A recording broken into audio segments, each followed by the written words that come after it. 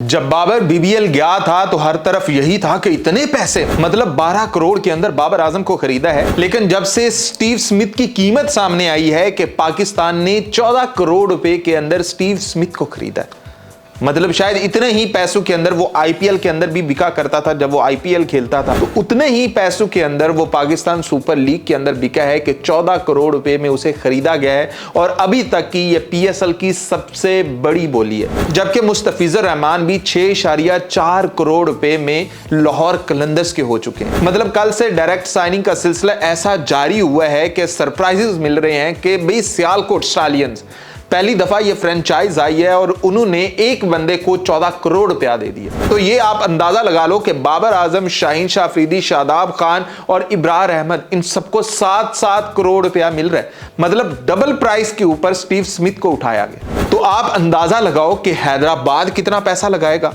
आप अंदाजा लगाओ कि मुल्तान सुल्तान वाले कितना पैसा लगाएंगे। तो अभी तो शुरुआत हुई है, अभी तो डायरेक्ट साइनिंग के सिर्फ 3 नाम आए हैं कि कॉनवे आया है, मुस्तफिजुर रहमान आया है और आपके पास स्टीव स्मिथ आया है। और सबसे महंगा अभी तक का प्लेयर पाकिस्तान की सुपर लीग की हिस्ट्री का स्टीव स्मिथ बन चुका है कि भाई 14 करोड़ रुपए में। आपको बता रहे हैं कि बाबर आजम की जो डील हुई थी बीबीएल के अंदर वो 12 करोड़ की थी, 10 से 12 करोड़ के दरमियान की। लेकिन अभी 14 करोड़ रुपया स्टीव स्मिथ को दिया जाएगा। और अभी 3 बंदे आए हैं। अभी क्वेटा वालों की डायरेक्ट साइनिंग रहती है कि वो किसके साथ बातचीत कर रहे हैं, कहां पर वो बातें कर रहे हैं, क्या किसके साथ, वो भी सामने आने वाला है। यानी कि एक आध दिन के अंदर वो भी सामने आ जाने, क्योंकि ऑक्शन से पहले पहले आपने अपनी डायरेक्ट साइनिंग बतानी होगी। बल्कि कराची वालों ने भी अपनी डायरेक्ट साइनिंग कर रखी, उन्होंने भी मोइन अली को साइन कर लिया हुआ है। तो डायरेक्ट साइनिंग का सिर्फ पीछे एक ही बंदा रह गया है और वो क्वेटा ग्लैडिएटर। आपने सियालकोट स्टालियंस का भी सुन लिया कि उन्होंने भी कर लिया। पेशावर ज़ल्मी भी अभी रहता है, मतलब पेशावर ज़ल्मी की भी डायरेक्ट साइनिंग आने वाली है।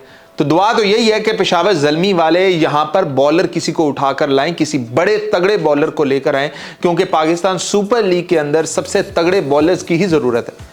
जबकि अगर कहा जाए कि इंग्लैंड प्लेयर भी ना हैरी ब्रूक है ना बेन स्टोक है, भी जितने भी उनके भी एक्टिव प्लेयर हैं वो अवेलेबल ही नहीं है। मतलब जिस प्लेयर को उठाने का सोच रहे हैं उनके लिए एनओसी नहीं है। मतलब पाकिस्तान सुपर लीग को इंग्लिश क्रिकेट बोर्ड के साथ भी ये करना चाहिए कि जब हमारे प्लेयर आपकी लीग के लिए अवेलेबल होते हैं तो आपके जो प्लेयर हैं हमारी लीग के लिए अवेलेबल क्यों नहीं है। हालांकि कुछ नीचे जो मेंढक हैं वो आकर ये कमेंट करेंगे कि क्योंकि इतने जोगी नहीं है, भाई हैरी ब्रूक यहाँ खेलता रहा है, आपका एबी डिविलियर यहाँ खेलता रहा है, क्रिस गेल यहाँ पर खेलता रहा है, तो वो बातें वो चवलियां ना मारा करो, ठीक है। तो पाकिस्तान सुपर लीग 14 करोड़ रुपया दे सकते हैं, यानी कि बीबीएल की तारीख का सबसे महंगा प्लेयर बाबर आजम था। तो बाबर आजम से भी महंगा अगर स्टीव स्मिथ को पाकिस्तान पैसे दे सकता है तो वो किसी को भी दे सकता है। तो फिर वो चाहे हैरी ब्रूक हो, फिर चाहे वो जो मर्जी हो। तो आप इस टेंशन में ना पड़ा करो, आप इस बहस में ना पड़ा करो। तो दुआ करते हैं कि पाकिस्तान के जो 2 और सुपरस्टार आ रहे हैं वो भी ऐसे हैं कि वो अपने साथ बाबर आजम जितनी व्यूअरशिप उठा कर लाएं। और स्टीव स्मिथ एक अच्छी साइनिंग है, थोड़ी सी महंगी है कि 14 करोड़ रुपए के अंदर वो साइनिंग उसकी की गई है। हालांकि 14 करोड़ में 2 बंदे आ सकते थे, लेकिन खैर उनकी ये सबसे बेहतरीन साइनिंग है। आप देखते हैं कि बाकी क्या करते हैं, क्योंकि उन्होंने एक 14 करोड़ की स्लैब सेट कर दिया है। आप देखते हैं कि कौन उससे ऊपर जाता है, कौन उससे नीचे रहता है।